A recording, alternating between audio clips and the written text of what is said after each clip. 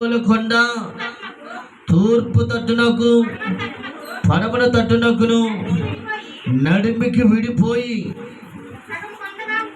సగము కొండగా ఉత్తరము తట్టుకును సగము కొండ దక్షిణము తట్టుకును జరుగును గనుక విశాలమైన లోయ ఒకటి ఏర్పడిను. దేవుని స్తోత్రం.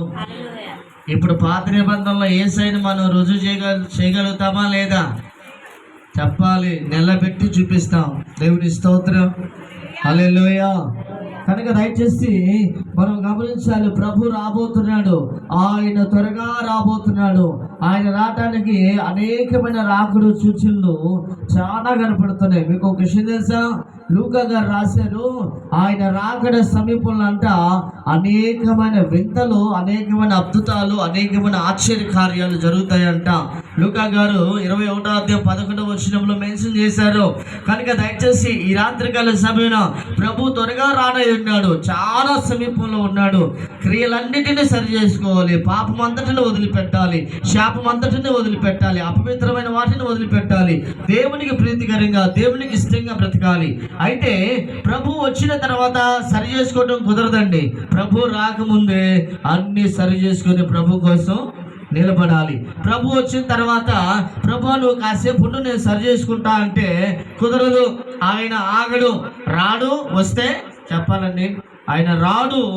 వస్తే మాత్రం ఏమాత్రం కూడా ఆగడు. చాలా మందికి అర్థం కావట్లేదు. ఎవరు అడగట్లేదు, ఎవరు చెప్పట్లేదు, ఎవరు నిలదీయట్లేదు, ఎవరు క్వశ్చన్ చేయట్లేదు అనుకుంటున్నారు. కానీ రేపటి రోజున యేసు ప్రభు వారు ఖచ్చితంగా ప్రతి ఒక్కరూ సింహాసనం ఎదుట నిలబడాల్సి వస్తుంది. కనుక దయచేసి ఆయన త్వరగా రానై ఉన్నాడు. చాలా సమీపంలో ఉన్నాడు. ఎంత సమీపంలో ఉన్నాడంటే చాలా సమీపంలో ఉన్నాడు. కనుక దయచేసి మనలో ఉన్న తప్పిదములన్నిటినీ, పొరపాటులన్నిటినీ, ఏమంటే దేవునికి ఇష్టమైన వాటన్నిటిని కూడా వదిలిపెట్టాలని దేవుడు కోరుకుంటున్నాడు. ఆయన చూడండి, ఆ ఒలివ కొండ మీద యేసయ్య పాదం మోపినప్పుడంట చెప్పాలి, తూర్పుకి చెప్పాలండి 2 భాగాలుగా, తూర్పుకి పడమటికి ఏమైపోయిందంట చెప్పాలి, మధ్యలో విడిపోయి పెద్ద ఆకారం వచ్చిందంట. అంటే ఏముంది యేసయ్యలో చెప్పాలంటే ఓరు కాలు మోపినందుకే కొండ, ఒలివల కొండ తట్టుకోలేకపోయిందంట. జస్ట్ కాలు మోపినందుకే. మరి ఆయన ఉగ్రుడై భూమి మీదకి వస్తే పరిస్థితి ఏంటి చెప్పాలండి? కాలు మోపినందుకే కొండే తట్టుకోలేకపోయిందంటే మరి ఆయన ఉగ్రుడై భూమి మీదకి వస్తే పరిస్థితి ఏంటి? ఎవరైనా ఆలోచిస్తున్నారా? ఏమంటే ఈరోజు చాలా మంది రక్షణ పొందామని పేరే కానీ, రక్షణలో ఉన్నామని పేరే కానీ చాలా మంది కూడా దేవుణ్ణి గాయపరిచే వాళ్ళు ఎక్కువయ్యారు. ఒకవేళ ఈ రాత్రి అటు వారు ఎవరన్నా ఉంటే మనం సరి చేసుకోవాలి. సరి చేసుకోవడానికి ఇది మంచి అవకాశం. ఎందుకంటే ఈ సమయం పోతే మళ్ళీ తిరిగి మనకి రాదు. అవునండి. అందుకని యోహాను గారు రాశారు, సమయం ఉండగానే ఏం చేయాలంట అండి? ప్రకటన గ్రంథం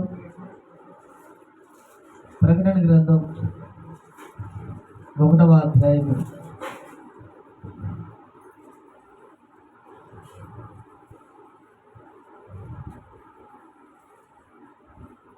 ప్రకటన గ్రంథం 2వ అధ్యాయం చూడండి ఒకసారి. 2వ అధ్యాయం 21 వచ్చిన ప్రకటన గ్రంథం 2వ అధ్యాయం 21 వచ్చిన మారు మనసు పొందుటకు నేను దానికి సమయం ఇచ్చేదని కానీ అది తాను చారత్వమును విడిచిపెట్టనొల్లదు, మారు మనసు పొందనొల్లదు. ఇదిగో మంచము పట్టించి దానితో కూడా వ్యభిచరించేవారు దాని క్రియల విషయమై మారు మనసు పొందితే గాని వారిని బహు శ్రమప్రాలు చేస్తాను, దాని పిల్లలను నిశ్చయముగా చంపెదను. అందువలన అంతరంధ్రములను హృదయములను పరీక్షించువాడును నేనే అని సంఘములన్నీ తెలుసుకొనును. మరియు మీలో ప్రతి వారికి వారి క్రియలు చొప్పున ఏమిస్తాడంట? ప్రతిఫలము ఇస్తాను. ఎవరి కాడ ఉంది? నా కాడ ఉంది అని చెప్తున్నాడు. దేవుని స్తోత్రం. అయితే ఇక్కడ చెప్తున్నాడు, మారు మనసు పొందడానికి సమయం ఇచ్చాడు. మారు మనసు పొందాలి. ఈరోజు రక్షణ పొందిన వాళ్ళకి చాలా ప్రాముఖ్యంగా మారు మనసు కావాలి. మాటలో, చూపులో, ఆలోచన, క్రియల్లో, పద్ధతిలో, అన్నిటిలో కూడా మారు మనసు కావాలి. మారు మనసు పొందటానికి దేవుడు సమయము ఇచ్చాడు. రక్షణ పొందిన వారికి కానీ పొందిన వారికి కానీ. ఏమంటే ఈ సమయం పోతే మళ్ళీ తిరిగి రావడానికి అవకాశము లేదు. అయితే చూడండి, దేవుని సమయం మారు మనసు పొందటానికి, క్రియలు సరి చేసుకోవటానికి, పరిశుద్ధంగా బ్రతకడానికి, పరిశుద్ధంగా ఉండటానికి దేవుడు అవకాశం ఇచ్చాడు. కానీ ఈరోజు చాలా మంది మారు మనసు పొందనట్లేదంట. అవునా? చాలా మంది మారు మనసు పొందటానికి ఇష్టపడట్లేదు. లోకములో గడపటానికి, లోకాచారాన్ని పాటించడానికి, లోకంలో ఉన్న పద్ధతులను బట్టి నడవటానికి ఇష్టపడుతున్నారు. కానీ దేవుని సన్నిధిలో నిశ్చయముగా క్రియలన్నిటిని మార్చుకొని దేవునికి ఇష్టంగా నడవటం మాత్రం చాలా కష్టమైపోయింది అందరికీ. అదే చూడండి, ఇక్కడ డయాస్ చేసి సిస్టమ్ పెట్టి బాగా, ఏమంటే తప్పుగా అనుకోవద్దు, ఒక ఇద్దరిని ముగ్గురు ఆడపిల్లలను తీసుకొచ్చి, ఒక ఇద్దరిని ముగ్గురు మగపిల్లలను తీసుకొచ్చి మంచి సినిమా పాటలు పెట్టి వదిలితే యాని చాడదా నుంచి ఉంటారు చెబుతారా? అబ్బా, దేవుల్లో ఉన్నోళ్ళు కూడా వచ్చి ఓ పక్క నిలబడి ఎంజాయ్ చేస్తూ ఉంటారు, దాన్ని చూస్తాం. కానీ దేవుని సన్నిధికి వచ్చి దేవుని సన్నిధిలో ఉండి పాటలు పాడాలన్నా, చెప్పాలండి, వాక్యం వినాలన్నా, ఆరాధనలో పాల్గొనాలన్నా చాలా ఇబ్బంది. ఈ పాస్టర్ గారు అనవసరంగా మా ఇంటికి వచ్చి చెప్పాడు. ఇంటికి రాకపోతే బాగుండేది, మెలకొని ఉండేవాడిని. నేను కూడా అందుకే ఇంటింటికి పోయా. దేవుని స్తోత్రం. హల్లెలూయా. కనుక దయచేసి మారు మనసు పొందడానికి దేవుడు సమయం ఇచ్చాడు. నిశ్చయముగా జాగ్రత్త విషయమై మనం జాగ్రత్త పడాలి. అందుకంటే చివరిలో చెప్తున్నాడు, వాని క్రియలు చొప్పున ప్రతి వానికి చెప్పాలి, ప్రతిఫలం ఇవ్వడానికి నేను సిద్ధంగా ఉన్నాను. కనుక మనం సరి చేసుకోకపోతే, చక్కగా లేకపోతే, క్రియలు మంచిగా లేకపోతే ఖచ్చితంగా రేపు దేవుని ఎదుట నిలబడాల్సి వస్తుంది. కనుక ఎందుకంటే దేవుని రాకడ చాలా సమీపంలో ఉంది, చాలా దగ్గరలో ఉన్న సంగతి మనం మర్చిపోకూడదు. ప్రభు చాలా దగ్గరలో ఉన్న సంగతి మనము మర్చిపోకూడదు. ఒకవేళ ప్రభు రాకపోయినా నిన్ను పిలుస్తాడన్న సంగతి నువ్వు మర్చిపోకూడదు. ప్రభు రావటం ఆలస్యం అవుతుందో కానీ నిన్ను పిలవటం మాత్రం ఏమాత్రం ఆలస్యం అవుతుంది. ఇక రానాయన అంటే పోవాలి. అవునండి, రమ్మంటే పోవాల్సింది. ఇంకెవరైనా నేను రాను, రేపు వస్తా ప్రభు అంటే కుదరదు. అవునండి, పిలిస్తే ఖచ్చితంగా వెళ్ళిపోవాల్సిందే. కనుక రాకడకు సంబంధించిన విషయాలు చాలా జరుగుతున్నాయి. వాటిని కొన్నిటిని మనం జ్ఞాపకం చేసుకుందాం. ప్రకటన గ్రంథం 6వ అధ్యాయము మనం ఇక్కడ చూసినట్టయితే 7 ముద్రలు ఉన్నాయి. అక్కడ 7 ముద్రలప్పుడు ఏమేమి జరిగిందో ఒకసారి మనం జ్ఞాపకం చేసుకుందాం. ప్రకటన 6వ అధ్యాయము 1 నుంచి 2 వచనాలు చదవాలి. ఆ గొర్రెపిల్లయు ఆ 7 ముద్రలలో మొదటి దాన్ని విప్పినప్పుడు నేను చూడగా 4 జీవుల్లో ఒకటి రమ్ము అని ఉరుము వంటి స్వరముతో చెప్పుట వింటిని.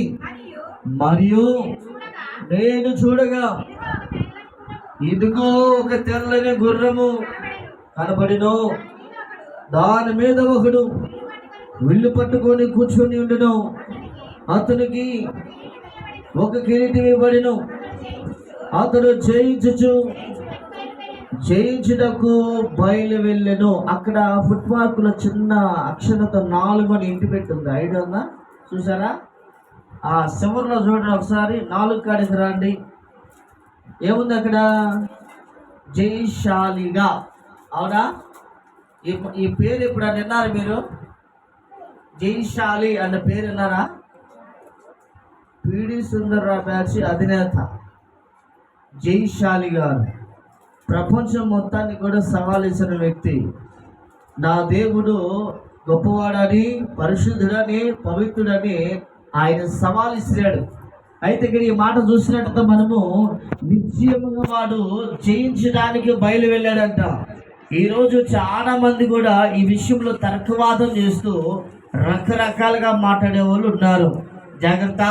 ఇప్పటికే చాలా మంది ఎలా ఉన్నారంట, జయించు వాడు జయించడానికి బయటకు వెళ్ళాడు. ఎక్కడికి వెళ్ళాడు? ప్రతి ఒక్కరిని ఆయన ఏం చేస్తారు తెలుసా, పీడి సుందర్రావు అనే తెగని మీరు ఒకసారి మీరు జాగ్రత్తగా గమనిస్తే వాళ్ళు ఎక్కువ శాతం ఓటిస్తూ ఉంటారు. బైబిల్లో ఉన్నా లేదని చెప్తారు కొంత, కానీ యేసు ప్రభువుని దేవుడిగా ప్రూవ్ చేయాలంటే వాళ్ళ తర్వాతే. దేవుని స్తోత్రం, హల్లెలూయా. ఖచ్చితంగా వాళ్ళు బలంగా నిలబడతారు. కనుక దయచేసి ఇక్కడ మనము రెండో మాటను ఒకసారి చూద్దాం. రెండో ముద్రను విప్పినప్పుడు ఏం జరిగింది? రమ్ము అని రెండో జీవి చెప్పుట వింటిని. అప్పుడు మనుషులు ఒకరిని ఒకరు చెప్పుకున్నట్లు భూలోకములో సమాధానము లేకుండా చేయుటకు ఆ గుర్రము మీద కూర్చున్న వానికి అధికారము ఇయ్యబడిను, మరియు అతనికి ఒక పెద్ద ఖడ్గము ఇయ్యబడిను. దేవుని స్తోత్రం, హల్లెలూయా. రెండో ముద్ర విప్పినప్పుడు మనం గమనించాల్సిన విషయం ఏంటో తెలుసా? మనుషులు ఒకరిని ఒకరు చంపుకుంటున్నారు అని అర్థం. ఈ చంపుకోవటము ఎప్పటి నుంచి వచ్చింది? ఎక్కడి నుండి వచ్చింది? ఎప్పుడు ప్రారంభమైంది? ఒకరిని ఒకరు ఎప్పటి నుంచి చంపుకుంటున్నారు అంటే ఎప్పటి నుంచి కాదు, ఆది కాలం నుండి ఇప్పటికీ కూడా ఒకరిని ఒకరు చంపుకుంటూనే వచ్చారు. రీసెంట్గా మంగళగిరిలో 2 రోజుల క్రితం, ఒక 2-3 రోజుల క్రితం ఒక యవనస్తుని ఎడారిలో తీసుకెళ్ళి చంపి తల తీసుకొని పోయారు. మొండె మాత్రం ఉంది, తల లేదు, ఎదుగుతున్నారు. దేవుని స్తోత్రం, హల్లెలూయా. చూడండి, ఇక్కడ మనం చూసినట్టయితే దీన్ని బట్టి మనం ఏమనుకోవాలి? దేవుని రాకడ బహు దగ్గరలో ఉంది. దేవుని రాకడ, దేవుని రాజ్యము బహు సమీపంలో ఉందని గుర్తు. కానీ ఈరోజు ఎవరికి కూడా భయము లేదు. అయితే ఇక్కడ మనుషులు ఒకరినొకరు చంపుకోవటానికంట భూలోకములో సమాధానము లేకుండా చేయటానికి వానికి అధికారము ఇవ్వబడేను. ఈరోజు ఎవరికి సమాధానం ఉంది? చెప్పాలి. సమాధానం ఎవరికి ఉంది? సమాధానంగా ఉన్నారా? రక్షణ పొందిన అందరూ, రక్షణలో ఉన్న వారందరూ సమాధానంగా ఉన్నారా? చెప్పే మాట అంటే వాళ్ళంటే మాకు పడదు, వీళ్ళంటే పడదు, వాళ్ళతో మేము మాట్లాడవు, వీళ్ళతో మాటలు మాట్లాడుకోవటాలు. చెప్పండి, మాటలు ఉండవు, మాట్లాడుకోవటాలు ఉండవు. మళ్ళీ మనం ఎక్కడున్నాం చెప్పాలి? ఎక్కడున్నాం? మళ్ళీ మనం పొద్దున్నే లేస్తే మళ్ళీ ప్రార్థనకి వెళ్తాం, బైబిల్ చదువుతాం, ప్రార్థన చేస్తాం, ఆరాధన చేస్తాం, అన్నీ చేస్తాం. సమాధానం మాత్రం చెప్పాలండి, సమాధానం మాత్రం వాళ్ళతో మాట్లాడేది ఏంటి, వాళ్ళతో పలకరించేది ఏంటి, వాళ్ళని ఎందుకు పలకరించాలి అనే భావం కలిగిన వాళ్ళు ఇప్పటికీ లేకపోలేదు. అయితే దేవుని పిల్లలకి అది తగదు. దేవుని పిల్లలకి అది తగదు. ఎందుకంటే ఇప్పుడు మనుషులను బట్టి కనుక మనము కఠిన హృదయంతో ఉండి సమాధానాన్ని కోల్పోయి కనుక ఉంటే ఖచ్చితంగా రేపు దేవుడికి చెప్పాలి లెక్క. ఇప్పుడు మనుషులను బట్టి కనుక మనం కఠినమై సమాధానం కనుక పడకపోతే, సమాధానం విషయంలో కనుక మనం వెనకాడితే ఖచ్చితంగా దేవుడు సమాధాన విషయంలో ఎక్కడ కూడా రాజీకి రాలేదు. ఖచ్చితంగా నువ్వు సమాధానం పడాలని చెప్పాడు. సమాధానం పడకుండా ప్రార్థన కూడా చేయకూడదండి. సమాధానం పడకుండా ప్రార్థన కూడా చేస్తారా? చేస్తున్నారు. మత్తయి సువార్త 5వ అధ్యాయము 23వ వచనం ఒకసారి. కావున నీవు బలిపీఠం యొద్ద అర్పణ అర్పించుచుండగా నీ మీద నీ సహోదరునికి విరోధమేమైనా కలదని అక్కడ నీకు జ్ఞాపకం వచ్చిన ఎడల అక్కడనే బలిపీఠం ఎదుటనే నీ అర్పణ విడిచిపెట్టి మొదట వెళ్ళి నీ సహోదరునితో సమాధాన పరుము. ఆ అట్టు తర్వాత వచ్చి నీ అర్పణలన్నీ మరి ఈరోజు సమాధానం పడకుండానే, సమాధానం లేకుండానే చెప్పాలి ప్రార్థన చేసే వాళ్ళు ఉన్నారా లేదా? అలా ఉంటే ఆ ప్రార్థన దేవుడు ఎట్టాడా విన్నా? దేవుడే చెప్తున్నాడు కదా, ఏమని? బలిపీఠం కాడ నీ సహోదరి మీద, నీ సహోదరుడి మీద ఏమైనా విరోధం కలదని నీకు గనుక జ్ఞాపకం వస్తే వెంటనే నువ్వు అర్పించే అర్పణంతా అక్కడ వదిలిపెట్టి ఏం చేయాలి?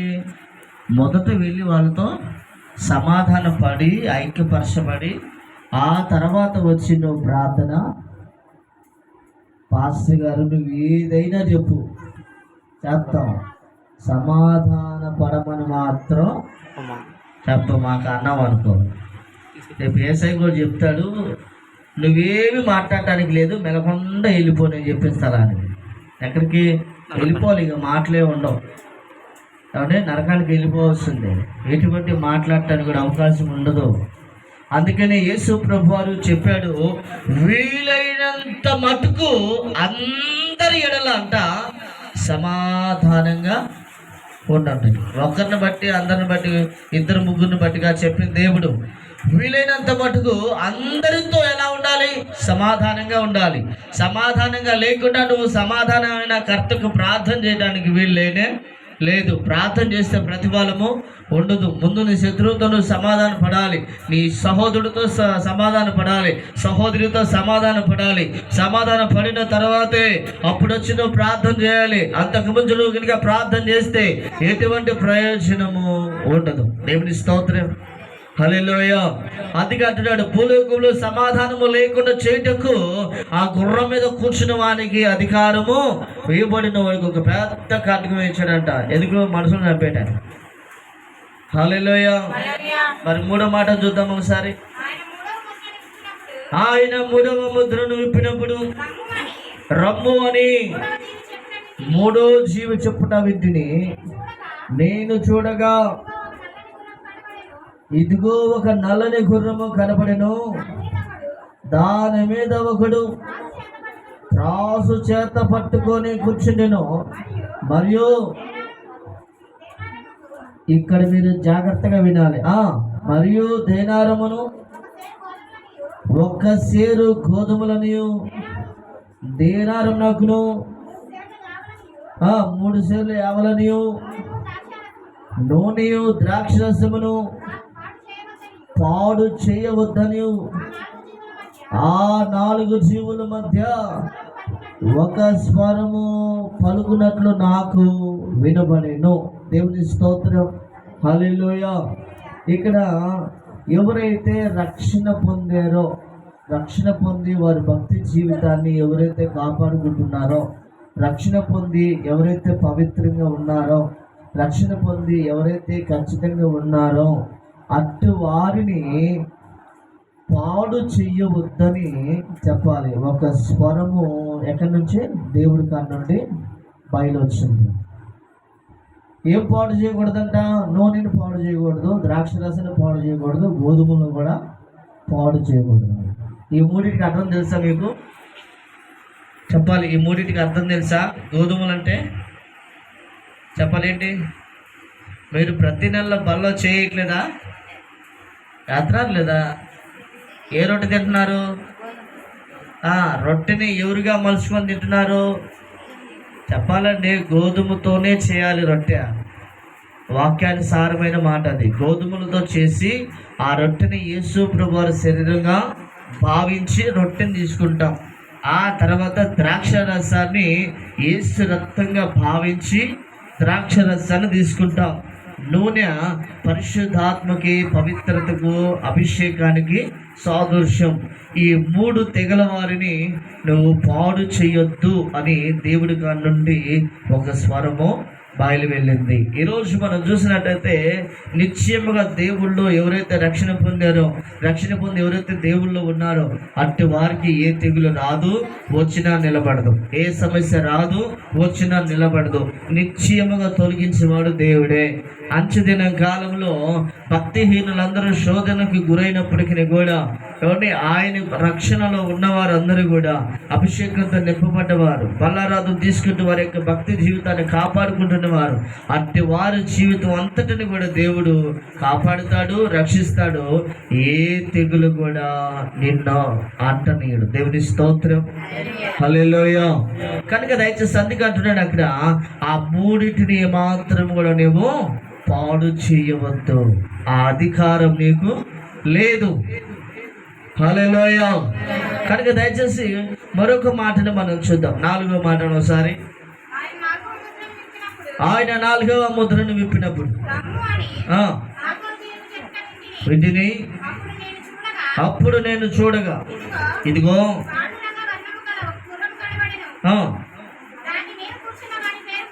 మృత్యువు పాతాళ లోకం వాడిని వెంబడించెను.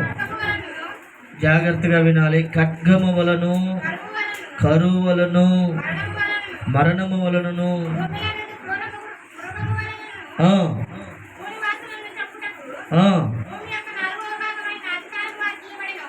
దేవుని స్తోత్రం, హల్లెలూయా.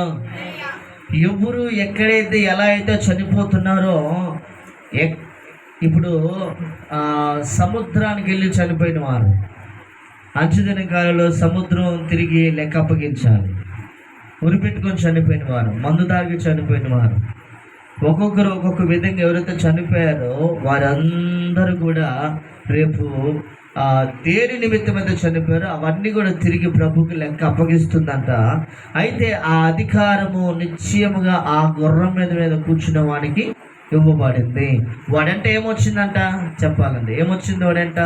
పాతాళ లోకం వాడి అమ్మటే ఉందంట. చెప్పాలి, వాడి అమ్మటే ఉంది. అంటే వాడికున్న అలవాటు ఏంటి? నిశ్చయముగా చంపి అందరినీ తీసుకెళ్ళిపోవడమే వాడికి ఇవ్వబడిన అధికారం. అయితే పాతాళ లోకము వాడిని వెంబడించింది. పాతాళ లోకమే వాడిని వెంబడించింది. అయితే ఈరోజు చాలామంది మరణ విషయంలో రకరకాలుగా చనిపోయి ఉన్నారు. లవ్ ఫెయిల్ అయితే చచ్చిపోవాలండి. లవ్ ఫెయిల్ అయితే చచ్చిపోవాలా చెప్పండి? చదువులో ఫెయిల్ అయితే చచ్చిపోవాలా? చనిపోవాలండి. చదువు ఎక్కువ, జీవితం ఎక్కువ. లవ్ ఎక్కువ, జీవితం ఎక్కువ. పెచ్చోళ్ళు తెలియట్లా చాలామందికి. పెచ్చ వేసాలు వేస్తున్నారు చాలామంది. అంటే లవ్ ఫెయిల్ అయిందని చనిపోవటం, లేదంటే చదువులో ఫెయిల్ అయ్యామని చనిపోవటం, లేదంటే జీవితంలో ఫెయిల్ అయ్యామని చనిపోవటం, వ్యాపార విషయంలో ఫెయిల్ అయ్యామని చనిపోవటం, అప్పులు బాధ తట్టుకోలేక చనిపోవటం, ఇలాగ చాలా మంది ఉన్నారు. ఇంకొక విషయం చెప్పనా, చనిపోవటం ఏమైనా చచ్చిపోతానని బెదిరించే వాళ్ళు కూడా ఉన్నారు. లేదా ఉన్నారు లేదా? నేను ఎవరికన్నా ఒక 5 లక్షలు ఇవ్వాలనుకో, నా కాడికి వచ్చి ఒత్తిడి చేశాడు, నువ్వు నన్ను ఒత్తిడి చేసావంటే నేను చచ్చిపోతా, ఓ సీటీ రాసి, నా సావుకు నువ్వే కారణం, నా మరణానికి నువ్వే కారణం అని చెప్పి ఖచ్చితంగా ఓ సీటీ రాసి ఆడి పెట్టి చచ్చిపోతా అన్న. తల్లి నువ్వు ఇవ్వాల్సినప్పుడు ఈ డబ్బులు నువ్వు సావంతులే వెళ్ళిపోతాడు. దేవుడి స్తోత్రం. లేరు అలాగా చచ్చిపోతానని బెదిరించే వాళ్ళు కూడా. అట్టాటోళ్ళందరిని ఏం చేయాలి తెలుసా? అట్టాటోళ్ళందరిని ఏం చేయాలంటే ఒక గదిలో వేసి గాలి ఆడకుండా మొత్తాన్ని ఒక గదిలోకి నెట్టాలి. పురుషులందరినీ ఒక గదిలోకి, ఆడవాళ్ళందరూ ఒక గదిలోకి నెట్టి గాలి ఆడకుండా, లైట్ లేకుండా, ఏమి లేకుండా, వసతి ఏమి లేకుండా మినిమం 3 నెలలు, మినిమం 3 నెలలు మంచినీళ్ళు ఇవ్వకూడదు, అన్నం పెట్టకూడదు, బయటకు వదలకూడదు, లోపల వేసి లాకేసేయాలి. వాళ్ళ పరిస్థితి ఉంటుంది. 2వ చచ్చిపోతా అని బెదిరించుకుంటూ ఉండాలన్నమాట. దేవుని స్తోత్రం. నేనైతే అవకాశం కనుక దొరికితే హార్ట్ఫుల్గా నేనైతే అదే చేస్తాను. కానీ ఈరోజు చాలామంది ఏమంటే చనిపోవటమేమో కానీ బెదిరించే వాళ్ళు ఎక్కువైపోయారు. అవునా కదా? చనిపోవటమేమో కానీ బెదిరించే వాళ్ళు ఎక్కువైపోతున్నారు. జాగ్రత్త. ఏదైతే ఇచ్చుతామో అదే కోస్తాం. మించింది ఏం లేదు. పెద్దలు సామెత వాడారు, ముందుందంట ముసలి పండుగ. ఏ పండుగ? ముందుందా నీకు? ఇప్పుడు ఏం లేదు. ఇప్పుడు అంత బాగానే ఉంటుంది. ఇప్పుడు నువ్వు బెదిరిస్తావు, ఏదో చేస్తావు, ఇప్పుడు ఎలా అయినా ఉంటావు, ఏమేం చేస్తావు. కానీ ముందుందా నీకు బాగా. ముసలి పండుగ ముందు దాచుంది. తప్పించుకోవడానికి ఏమీ లేదు. ఏదైతే తిట్టుతావో అదే కోస్తా, గుర్తుపెట్టుకో. ఇప్పుడు ఎంతైతే హింస పెడతామో, ఎంతైతే బాధ పెడతామో, ఎంతైతే రోదన గురికి చేస్తామో, ఎంతైతే కుంగుబాటు గురి చేస్తామో, ఖచ్చితంగా రేపు నీకు అదే పనిష్మెంట్ నీ మీద పడుతుంది. ఏమండి, ఉచితార్థంగా చచ్చిపోకూడదండి, ఊరికి చనిపోకూడదు. మనిషి జీవితం విలువ చాలా విలువైంది. యేసు ప్రభువారు ఆకాశ పక్షుల కంటేను, జంతువుల కంటేను, క్రూర మృగాల కంటేను, ప్రకృతిలో ఉన్న భూమి మీద ఉన్న ప్రతి దానికంటే కూడా మనుషుడు చాలా శ్రేష్టమైన వాడు. ఎందుకంటే దేవుని పోలికలో పుట్టాడు కనుక. ఊరికే చనిపోయే హక్కు కూడా లేదండి మనకి. మరణం దానంతరికి అదే పరిచయం చేసుకోవాలి. నీ టైం అయిపోవాలి పూర్తిగా. నీ టైం అయిపోయిన తర్వాత దానంతరికి అదే వచ్చి నిన్ను పరిచయం చేసుకోవాలి. కానీ ముందుగా కనుక చనిపోతే, మరణం రాకుంది మనం కనుక చనిపోతే ఖచ్చితంగా రేపు నరకంలోకి వెళ్ళిపోతాం. కానీ పరలోక రాజ్యం మాత్రం ఉండదు. గుర్తుపెట్టుకో. సూసైడ్ చేసుకునే వాళ్ళందరూ ముందుగా చనిపోవాలి అనుకుంటున్నారు. నేను గొప్ప పని చేయబోతున్నాను, ఎవరు చేయలేని పని, ప్రపంచంలో ఎవరు చేయలేని పని నేను చేస్తున్నానని చెప్పి చాలా మంది పురుగుల మంది దాగాళ్ళు సూసైడ్ చేసుకొని ఉరేసుకొని రకరకాలు చచ్చిపోతున్నారు. ఇటు వారందరికీ పరలోక రాజ్యం మాత్రం ఉండదు. సావు దానంతరికి అదే రావాలి, మరణం దానంతరికి అదే వచ్చి నిన్ను పరిచయం చేసుకోవాలి. అప్పుడు దాకా నువ్వు చనిపోవడానికి వీల్లేదు. ఒకవేళ నువ్వు చనిపోయావంటే మాత్రం ఖచ్చితంగా నరకానికి వెళ్తావు, కానీ పరలోక రాజ్యానికి మాత్రం. ముందు ఈ విషయం తెలియాలి మనం. దేవుని స్తోత్రం, హల్లెలూయా. కనుక దయచేసి చాలా మంది ఈ విషయాన్ని గుర్తుపెట్టుకోవాలి. మనం చూసినట్టయితే 6వ మాటను ఒకసారి చదవాలి.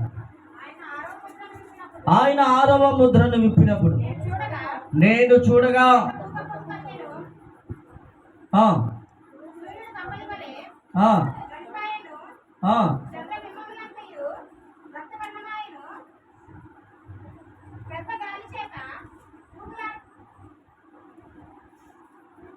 ఆరో అధ్యాయము ప్రకటన 9వ వచనం.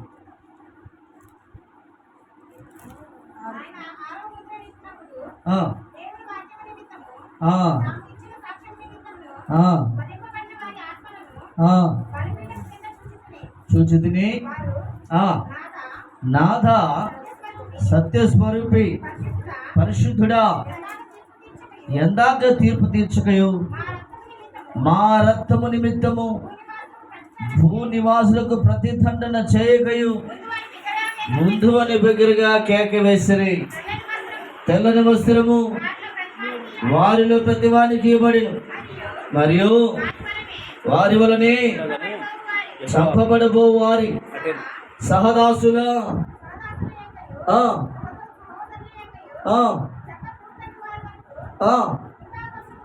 ఇంకా కొంచెం కాలము విశ్రాంతి తీసుకోవాలని వారితో చెప్పబడిను. దేవుని స్తోత్రం, హల్లెలూయా. ఇక్కడ చూడండి, ఎవరు చేస్తున్నారు ప్రార్థన, ఎవరు అడుగుతున్నారు ఆ మాట? ఏమంటే భూమి కింద ఉన్న ప్రతి ఒక్కరు కూడా, బలిపీఠం కింద ఉన్న వారందరూ కూడా యేసు ప్రభువుని అడుగుతున్నారు. ఇంకెంతకాలం ఈ బలిపీఠం కింద ఉండాలి, ఇంకెన్నాళ్ళు ఈ బలిపీఠం కింద ఉండాలి, తీర్పు తీర్చవా అని అడుగుతున్నప్పుడు సహదాసుల లెక్క అంతయు సంపూర్ణము అయ్యేదాకా దాకా ఉండాల్సిందే. దేవుని స్తోత్రం, అవునండి. లెక్క మొత్తం సంపూర్ణమైన దాకా ఉండాల్సిందే. ముందుగా తీర్పు తీర్చడము కుదరదు. చాలా మంది ఈరోజు వాక్యాలు ఏం చెప్తున్నారంటే, పరిశుద్ధులు ఒక చోట ఉంటున్నారు, పాపులు ఒక చోట ఉంటున్నారు, వెంటనే దేవుడు తీర్పు తీర్చి నరకంలో వేస్తున్నాడని చెప్తున్నారు. పూర్తిగా నరకానికి అప్పగించే సమయము ఏమండి రాకడ జరిగిన తర్వాత యేసయ్య వచ్చి తిరిగి వెళ్ళి 7 ఏళ్ళ శ్రమ ముగిసి వీళ్ళు కూడా పైకి ఎత్తబడి అంతా అయిన తర్వాత మొత్తాన్ని ఒకేసారి పాతాళంలోకి నెట్టేస్తాడు. సహదాసుల లెక్క మొత్తం కూడా సంపూర్ణం అవ్వాలి కదా, కంప్లీట్ అవ్వాలి కదా. కంప్లీట్ అవ్వకుండా ఏమండి నిశ్చయముగా పాతాళంలో వేయబడటం కుదరదు. కనుక కంప్లీట్ అయిన దాకా ఉండాలి. కానీ ఈరోజు చాలామంది రకరకాలుగా బోధించే వాళ్ళు ఉన్నారు. పాపంలోని చనిపోతే వెంటనే నువ్వు నరకానికి వెళ్ళిపోతావు చదువుతున్నాడు. వెంటనే వెళ్ళరు. తీర్పు జరగాలి, తీర్పు రావాలి, తీర్పు జరగాలి. తీర్పు జరిగిన తర్వాత ఒకేసారి తీసుకెళ్ళి దేవుడు నరకంలో వేసేస్తాడు. దేవుడి స్తోత్రం, హల్లెలూయా. చివరి మాట ఒకసారి చదువుదాం. ఆ, ఆ, ఆ, ఆ, తలపాయను పెద్ద గాలి చేత ఊగులాడు అంజూరపు చెట్ల నుండి ఆ కాలపు కాయలు రాలినట్లు ఆకాశ నక్షత్రములు భూమి మీద రాలేను. వలే తొలగిపోయేను. ప్రతి కొండయు ప్రతి దీపమును వాటి వాటి స్థానాలు తప్పెను. దేవుని స్తోత్రం. ఇక్కడ నేను మీకు తెలియజేసిన విషయం ఒకటే, ఆ కాలపు కాయలు అంజూరపు చెట్టుకు ఎలాగైతే రాలి కింద పడతాయో, ఆకాశపు నక్షత్రాలు రాలి కింద పడతాయి. దేవుని స్తోత్రం. అది జరగాలి. దేవుని స్తోత్రం. అది జరగకుండా రాకడ రాదు. అది జరగాలి కంపల్సరిగా. అది కూడా రాకడలో ఇదొక గుర్తు. మరి అలాగే నక్షత్రాలు రాలిపోయిన తర్వాత మనకు కనపడుతున్న ఆకాశం అంతా కూడా చుట్టబడిన గ్రంథంగా చుట్టబడి పక్కకి తొలగిపోయాయి. వాటి వాటి స్థానాలు మొత్తం తప్పిపోతాయి అంట. ఏవి కూడా నిలబడవు. దేవుని స్తోత్రం. హల్లెలూయా. కనుక దయచేసి ఇప్పుడు మనం చదివిన ప్రతి మాటను బట్టి కూడా మనం ఆలోచించాలి.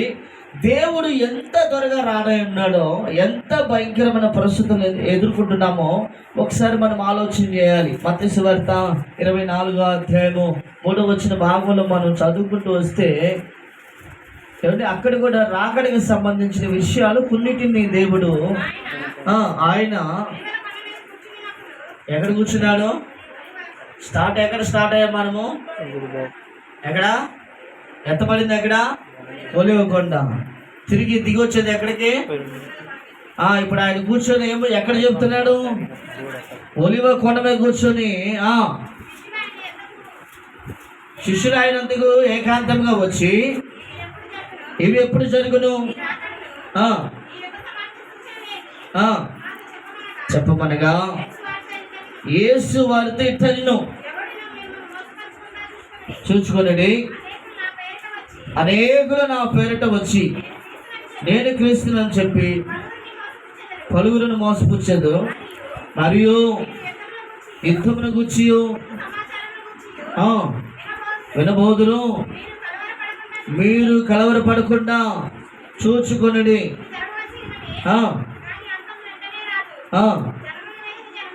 ఎవరి మీదకంట? జనం మీదకి జనము, రాజ్యం మీదకి రాజ్యము లేచును. అవునా? జనం మీదకి జనము, రాజ్యం. ఇప్పుడు ఆల్రెడీ మనం అదే పరిస్థితుల్లో ఉన్నాం. వీళ్ళ మీదకి వాళ్ళు, వాళ్ళ మీదకి వీళ్ళు, మధ్యలో వాళ్ళు దెబ్బతింటున్నారు. వాళ్ళు బాగానే ఉన్నారు. అవునండి. వీళ్ళ మీదకి వాళ్ళు, వాళ్ళ మీదకి వీళ్ళు లెగుస్తున్నారు. ఎక్కడ పడితే అక్కడ చంపుకుంటున్నారు. తలలు పగిలిపోతున్నాయి, చేతులు కాళ్ళు ఎరగొట్టుకుంటున్నారు. భయంకరమైన పరిస్థితి జరుగుతుంది సమాజంలో. ఇప్పుడు ఇదంతా కూడా మనం చూస్తూ ఉన్నాము. అయితే అక్కడెక్కడ ఏమొస్తుందంట చెప్పాలి? కరువులు, భూకంపములు కలుగును. ఇవన్నీ కూడా వేదనలకు ప్రారంభము.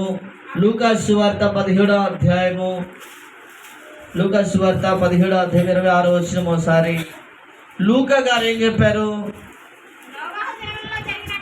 నోవాహు దినముల్లో జరిగినట్లు మనుష్య కుమారుడు దినముల్లో జరుగును.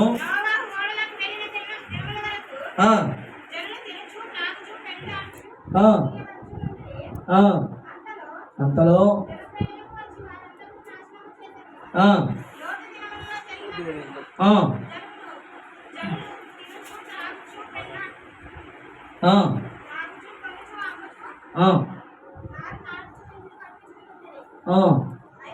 అయితే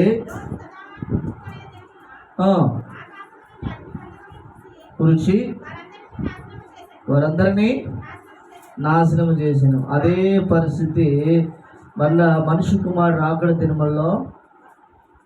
అక్షరం మిస్ అవ్వకూడదమ్మా. అక్షరం మిస్ అయితే చెప్పాలి. దాని అర్థం చెప్పాలి. దాని అర్థం వెంటనే ఏమైపోద్ది? మారిపోద్ది. అవునా?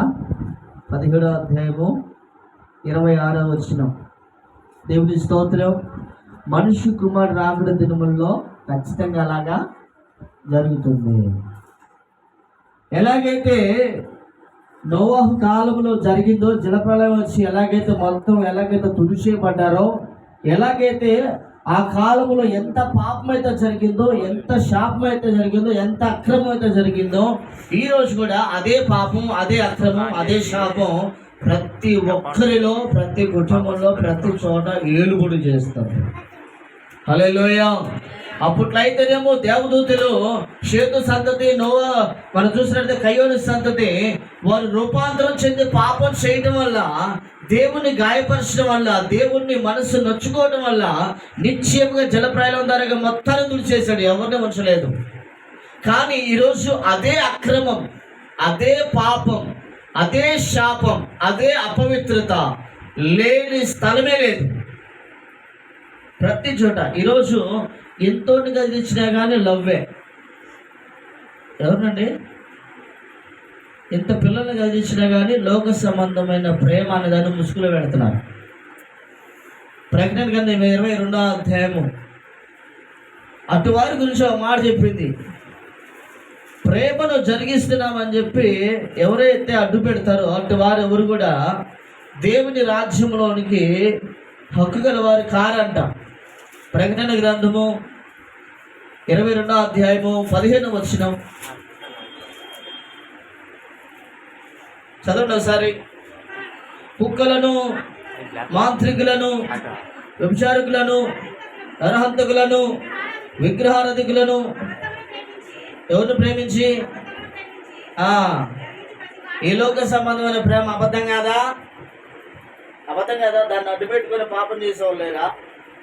చెప్పాలండి. దాన్ని అడ్డు పెట్టుకుని పాపం చేసేవాళ్ళు చాలా మంది ఉన్నారు. దేవుని స్తోత్రం. హల్లెలూయా. కనుక ఈరోజు లోక సంబంధమైన ప్రేమ అని అడ్డుపెట్టి పాపం చేసేవాళ్ళు ఇచ్చలు విడిగా కోకలు కొలదిగా ఉన్నారు. వారిలో యవనస్తులు ఎక్కువ శాతం ఉన్నారు, పురుషుల్లో ఉన్నారు, స్త్రీల్లో ఉన్నారు. అట్టి వారందరూ కూడా రేపు దేవుని రాజ్యంలోకి మాత్రము ప్రవేశము లేదు. వ్యభిచారకులకు కూడా పరలోకంలో ప్రవేశము లేదు. ప్రేమను అడ్డుపెట్టి వ్యభిచారం చేసేవారు, ప్రేమను అడ్డుపెట్టి శైలించేవాళ్ళు, ఇటు వారు ఎవ్వరు కూడా పరలోక రాజ్యము వెళ్ళరు. అందరూ ఖచ్చితంగా విడవబడతారు. దేవుని స్తోత్రం. ఈ తెగను మనం చూసినట్టయితే ఎక్కువగా కనిపిస్తారు. బైబిల్ గ్రంథంలో మరణం చూడని వారు ఎందరున్నారు చెప్పాలి? ఎందరండి? మరి ఆ ఇద్దరు రావాలి మళ్ళీ భూమి మీదకి. దేవుడు రావాలంటే వాళ్ళిద్దరు కూడా గుర్తుగా ఉన్నారు.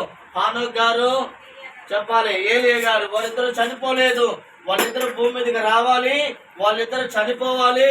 వాళ్ళ శవాలు 3.5 రోజులు అన్ని దేశాల వారు, అన్ని ప్రాంతాల వారు టీవీలో లైవ్ లో చూడాలి. 3.5 రోజులంట వాళ్ళ శవాన్ని ముట్టుకునే వాళ్ళు కూడా ఉండరంట. అబద్ధ క్రీస్తు వచ్చి చంపేస్తాడు వాళ్ళని. అబద్ధ క్రీస్తు చంపినప్పుడు 3.5 రోజులు వాళ్ళ శవాలు భూమి మీద ఉంటాయి. ఆ తర్వాత వారు ఎత్తబడతారు. వెంటనే దేవుని రాకడ సంభవిస్తుంది. మీకు ఒక విషయం చెప్పనా? ఆ రాకడ ఎలా వస్తుందంట మనం చూసినట్టయితే మొదటి దశలోనిక పత్రిక 5వ అధ్యాయము 1 నుండి 3 వచనాలు చదవాలి. మొదటి దశలోని పత్రిక 5వ అధ్యాయము 3వ వచనం. సహోదరులారా, కాలమును గూర్చి ఆ సమయమును గూర్చి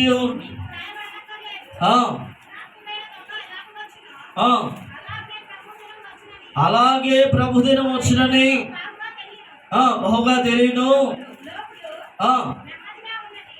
నెమ్మదిగా చెప్పాలి. ఎట్ట చదవాలి. భయమేమీ లేదని చెప్పుకొని చుండగా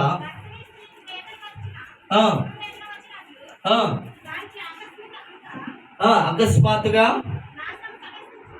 నాశనము తటస్థించును కనుక వారెంత మాత్రమును తప్పించుకొనలేరు. ప్రభు రాత్రి దేవుని రాకడ ఎలా వస్తుందంట? దొంగ ఎలాగైతే అర్ధరాత్రిలో దొంగతనం చేయడానికి వస్తాడో, ఎంతగైతే సైలెంట్గా వస్తాడో, అలాగే ప్రభు రాకడ వస్తుంది. కానీ ప్రభు రాకడ వచ్చినప్పుడు సైలెంట్గా రావడం దొంగలాగా వస్తుంది. కానీ బోరలు ఊదబడతాయి. బోరలో శబ్దం ఎవరైతే వింటారో, ఎవరైతే ఆ శబ్దం విని లేచి సిద్ధపడతారో, వారు దేవుని రాజ్యంలోకి ఎత్తబడతారు. మత్తయి సువార్త 25వ అధ్యాయము మనం చూసినట్లయితే మొదటి నుండి 5వ వచనం నుండి మొదటి నుండి 5 వచనాలు, మళ్ళీ 6 నుండి కిందకు చదివితే అక్కడ 2 గ్రూపుల గురించి దేవుడు మాట్లాడాడు. 10 మంది కనికలు ఉన్నారు, వారిలో బుద్ధి కలిగిన వారు 5గురు, బుద్ధి లేని వారు 5గురు ఉన్నారు. అయితే బుద్ధి లేని వారంటే ఆ సమయం ఉందని, ఇంకా టైం ఉందని, వారంటే ఆ డ్యూటీని శుభ్రం చేసుకోలేదు, నూనె పోసుకోలేదు, వారు మెలుగుగా లేరు, నిద్రపోతున్నారు. అయితే మధ్యాకాశానికి ప్రభు వచ్చినప్పుడు బోర ధ్వని వినపడగా, ఏమైనపడగా బోర ధ్వని వినపడగా వెంటనే ఈ బుద్ధి కలిగిన వారు సిద్ధపాట్లో ఉన్నారు, శుభ్రం చేసుకున్నారు, నూనె పోసారు, ఉత్తరేశారు, వెలిగించారు, పెళ్లి కుమారుడు కొరకు ఎదురు చూస్తున్నారు. ప్రభు రానే వచ్చాడు, ఎత్తుకొని పోనే ఏమంటే ఊరొచ్చినట్టు వచ్చిందంట. ఒకేసారి మరొక అధ్యాయంలో రాయబడింది, ఊరొచ్చినట్టుగా 4 దిక్కుల్లో ఒకేసారి రాకడ వచ్చిందంట. అయితే ఆ రాకడ చూసిన వారంట, ఇప్పుడు మనం ఇందా చదివిన అధ్యాయంలో ఏమంటే రొమ్ములు కొట్టుకొని ప్రలాపిస్తారంట. తట్టుకోలేరంట ప్రభు రాకడిని. దేవుని స్తోత్రం. ఏమంటే తట్టుకోలేరంట. చాలా మంది కూడా ఏమంటే ఏడుస్తారంట, కేకలేస్తారంట, అరుస్తారంట. కానీ అంతా అయిపోయిన తర్వాత చేసేది ఏమి? అవునండి, సిద్ధంగా ఉంటే ఎత్తబడతాం, సిద్ధంగా లేకపోతే విడవబడతాం. సిద్ధంగా ఉండటం అంటే ఏంటి? వాక్యం తెలిసి ఉండాలి, పాటలు పాడి ఉండాలి. రేపు పరలోకి వెళ్ళిన తర్వాత పాటలు పాడలేదు, ఇక్కడ పాడమంటే పాడరు. పరలోకి వెళ్ళిన తర్వాత పని అదే. ఏంటి పని? పాటలు పాడటమే పని, స్తుతించడమే పని.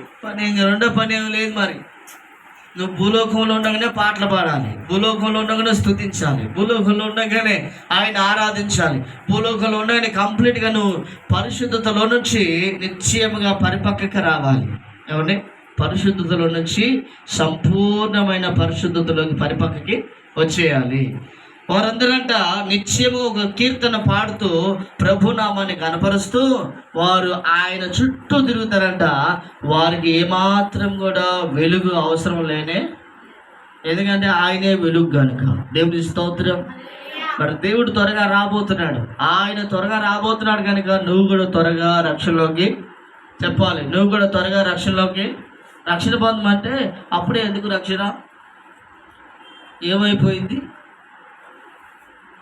ఏమైపోలే? మొన్న 18 సంవత్సరాలనంట పుట్టుకుని గుండె ఆగింది, 15 సంవత్సరాలంట గుండె అయిపోయింది, 10 ఏళ్ళంట గుండె అయిపోయింది, 10 సంవత్సరాలకు కూడా స్ట్రోక్ వస్తుందండి, 15 ఏళ్ళకు కూడా స్ట్రోక్ వస్తుంది, 18 ఏళ్ళకే స్ట్రోక్ వస్తుంది. ఏమండి? ఎవరికి గుండె ఎప్పుడు ఆగిపోతే, ఎక్కడ ఆగిపోతే ఎవరికి తెలియదు. నువ్వు చావకముందే, మరణం రాకముందే, చావకముందే అన్న మాట కొంచెం కఠినంగా ఉంటుంది, అర్థం కావాలని చెప్తున్నా. చావక ముందే రక్షణలోకి రావాలి, చచ్చినాక చెప్పాలి. ఇక నువ్వు ఏం చేసినా కుదరదు. గుర్తుపెట్టుకో, తీరని అగ్ని ఆరదు, పురుగు చావదు, అండ్ పొలు కొరుకుటియు ప్రలాపించడం చీకటి కాదు. అంటే భయంకరమైన ఆ ఉగ్రత నుండి తప్పించుకోవాలి అంటే ఖచ్చితంగా మారు మనస్సు, రక్షణ కావాలి. దానికి వయసుతో పని లేనే. కొంతమంది చెబుతున్నారు మరి బాప్టిజానికి కూడా వయసు కావాలంట. ఏం కావాలి? అబద్ధాలు ఆడటానికి, బూతులు మాట్లాడటానికి, లోక సంబంధమైన ప్రేమించడానికి అయితే వయసు అవసరంలా. ఆత్మ సంబంధమైన రక్షణకు రావడానికి, ప్రభుని సొంత రక్షణలు అంగీకరించడానికి 10 సంవత్సరాలే పాస్టర్ గారు, 12 సంవత్సరాలేగా, 15ఏగా. ఈ అబ్బాయికి మొన్నే నాట 25 వచ్చింది పాపం, మొన్నే నాట 23 వచ్చింది, మొన్నే నాట 20 వచ్చింది. మరి అప్పుడే వద్దంట బాప్తీసం. పోతున్న గబిక్కిన యాక్సిడెంట్ అయింది అనుకో, పుట్టుకుని పోయడానికి ఏమైందండి చెప్పాలండి? ఏమైంది? పోతూనే ఉన్నాడు, యాక్సిడెంట్ అయింది. పోతూనే ఉన్నారు, గుండె ఆగిపోయింది. పోతూనే ఉన్నారు, పడ్డాడు, ఆవుతున్న బోర్ల పడగా గుండె కొట్టుకొని చచ్చిపోయి ఏం చేస్తారు చెప్పండి? ఏం చేయలేరు. మీకు ఒక విషయం, సంఘంలో యోహోన్ అని ఒక బ్రదర్ ఉన్నాడు. తాను 3 రోజుల నుంచి హెచ్చరిస్తున్నాను, బలారాధనకి ముందే నువ్వు బలలో పాల్గొనాలి, జాగ్రత్త, బలారాధన దగ్గరికి వస్తుంది, జాగ్రత్తగా ఉండాలి అని హెచ్చరిస్తున్నాను. ఆరాధనకి ఆగాడు. శుక్రవారం వస్తున్నాడు, శుక్రవారం రాలేదు. శనివారం వస్తాడు, శనివారం రాలేదు. నన్ను చూసి శనివారం మారిపోయాడు. పొద్దున్న ఆశవారం ఇంటికాడికి వెళ్ళాను తీసుకొద్దామని. నన్ను చూసి సైకిల్ వేసుకుని అటు నుంచి అటు వెళ్ళిపోయాడు. పొద్దున్న పనికి వెళ్ళాడు, మధ్యాహ్నం ఇంటికి వచ్చాడు, అన్నం తిన్నాడు. వాళ్ళ అమ్మ ఎదురైంది, వెళ్తూ చెప్పాడంట, అమ్మా ఇగో నేను పనికి వెళ్తున్నా అన్నాడంట. ఆమందంట, వెళ్ళటమేంద్రా, వస్తాను అనాలి, వెళ్తున్నా అని చెప్పకూడదురా అన్నంట. లేదు నేను వెళ్తున్నా అన్నట. మళ్ళీ రెండోసారి ఆమె అన్నా కానీ వెళ్ళాడు. 2 చివర్లు ఎయిర్ ఫోర్స్ పెట్టాడు, పాటలు పెట్టుకుని జేబులు వేసాడు. సెల్లు సైకిల్ తీసుకొని పోతున్నాడు. ఖచ్చితంగా రవికల ఇక్కడ సినిమా హాల్ ఉంది కదండి, నారోడస్కి ఉంది, చిత్రాలయానికి అవతల ఇంకో హాల్ ఉంది. ఆ రెండింటికి మధ్యలో మరి ఎందుకు ఆగాల్సి వచ్చిందో, ఖచ్చితంగా రైలు కాడికి వెళ్ళాలికి ఒక గాని అవతలకి ఒక గాని అవతలకి వేసి మధ్యలో నిలబడి ఫోన్ వచ్చిందంటే తీసి మాట్లాడుతున్నాడు ఇయర్ ఫోన్స్ పెట్టుకొని. ఆరున కొడుతున్నాడు ఆ చివరి నుంచి. చూడండి, వినపడలే అతనికి. ఒకేసారి గుద్దితే బండికి ఇట్ట తిరిగి వచ్చాడంట. ఇట్ట తిరిగి వచ్చి గోడ గుద్దుకొని గుండెల్లోకి దిగబడింది రాయ, వెనకమాల గుండెల్లోకి. కాలు సందైపోయింది. నిమిషం పాటే ఆ రోజు బలారాధన, బలలో పాల్గొనాల్సిన వాడు, దేవుడి సన్నిధిలో ఉండాల్సిన వాడు, దేవుడి సన్నిధిలో ఉండి చక్కగా దేవుడి సన్నిధిలో ఉండి దేవుడిని ఆరాధించాల్సిన వాడు. ఎంత బతిలన్నా రమ్మని రాలేదు. కానీ ఈరోజు ఎంత బతిలన్నా రక్షణ పొందట్లేదు, ఎంత బతిలన్నా ప్రభువులో ఉండట్లేదు, ఎంత బతిలన్నా లెక్క చేయట్లేదు. పోయిన ఖచ్చితంగా గుర్తుపెట్టుకుని సావు ఎక్కడ రాసి పెట్టిందో తెలియదు. ఈ రోజు కనుక నీ టైం అయిపోయి కనుక ఫుల్ స్టాప్ అయింది అనుకో, ఇక అంతే సంగతి. రక్షణ లేదు. రక్షణ లేని ఎక్కడికి వెళ్తారో బైబిల్లో బాగా అర్థమైందా మీకు? రక్షణ లేని వారు నిత్య నరకానికి వెళ్ళిపోవలసిందే. అసలు ఇక వెనక్కి తిరిగి చూసే అవకాశం కూడా లేదు. ప్రభువుని క్వశ్చన్ చేయడానికి కూడా లేదు. వాళ్ళు అన్నారంట, ప్రభువా మేము నీ పేరట దెయ్యాలు వదిలించాము, అద్భుతాలు చేసాము, స్వార్థ చెప్పాము, పరిచయం చేసాము, నీ నాశన పత్తికట్ట ఎన్ని చేసినా కానీ బాప్టిజం లేకపోతే చెప్పాలి. ఎన్ని చేసిన బాప్టిజం లేకపోతే, ఎన్ని చేసిన మార్మల్స్ లేకపోతే, ఎన్ని చేసిన పరిశుద్ధత లేకపోతే ఎక్కడికి వెళ్తాం? నరకానికి పోవాల్సిందే. మాట్లాడటానికి కూడా ఉండవు. అర్థమవుతుందండి? కనుక దయచేసి ప్రభు రాగడా లేదా నీ పోగడా, ఆయన రాగడా ఏమో కానీ నీ పోగడానికి వచ్చింది అనుకో, పోయే టైం ఎవరు ఆపలేరు. అవునండి, చెప్తున్నా, నేను ఆపలేను, వింటున్నా, మీరు ఆపలేరు. ఎవరు ప్రాణానికి ఎవరు హక్కుదారులు చెప్పాలి, ఎవరు సపోర్ట్ కానే కాదు. కనుక మనం చనిపోకముందే, ప్రాణం వదలక ముందే మారు మనసు పొంది ప్రభుని సొంత రక్షకుడిగా అంగీకరించడం మంచిది. దానికి వయసుతో పని లేదు. అర్థమవుతుందా? కనుక దయచేసి నిశ్చయముగా ఈ మాటలు మన ఇంటికి ఆస్వాదించబడును గాక. ఆమేన్. హల్లెలూయా. నిద్రపోతున్నా కానీ కళ్ళ